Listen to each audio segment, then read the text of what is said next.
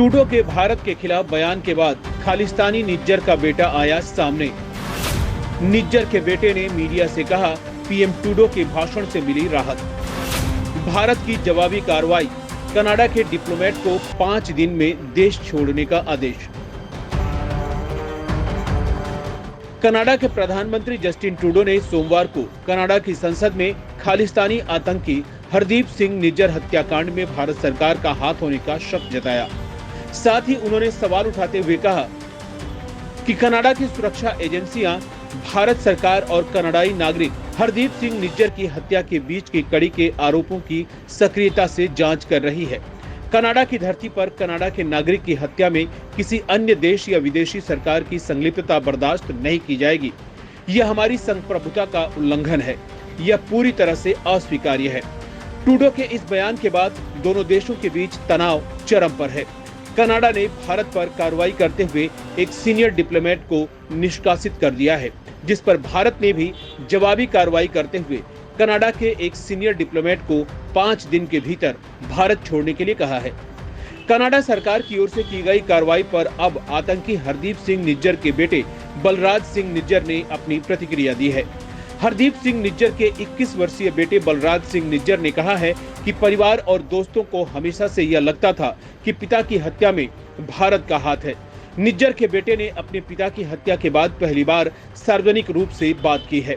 खालिस्तानी नेता की मृत्यु के 3 महीने पूरे होने पर एक मेमोरियल कार्यक्रम में बलराज ने कहा कि वह प्रधानमंत्री जस्टिन ट्रूडो की सोमवार की घोषणा से काफी राहत महसूस कर रहे हैं।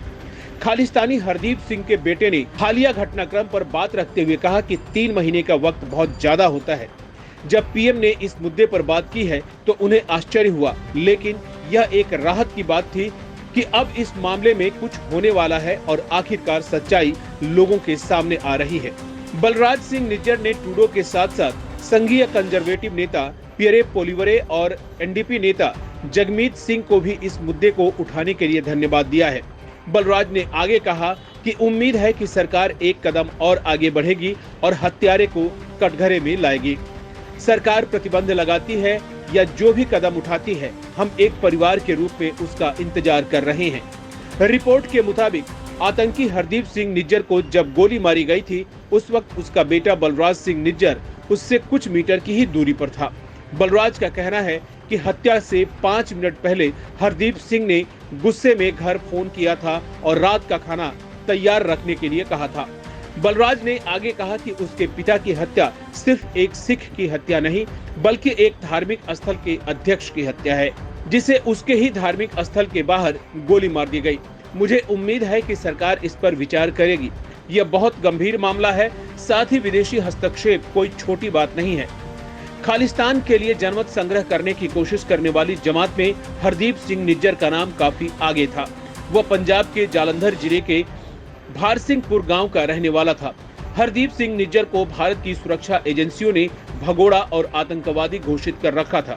इसके अलावा राष्ट्रीय जांच एजेंसी की ओर से निज्जर पर 10 लाख रुपए का इनाम घोषित किया गया था। गौरतलब है कि जून 2023 में कनाडा के सर्रे शहर में हरदीप सिंह निज्जर की गोली मारकर हत्या कर दी गई थी। निज्जर को मंदिर की पार्किंग में उसके ट्रक में गोली मारी गई थी। कनाडा की सुरक्षा एजेंसियों की शुरुआती जांच के मुताबिक निज्जर को 2 हमलावरों ने गोली मारी थी।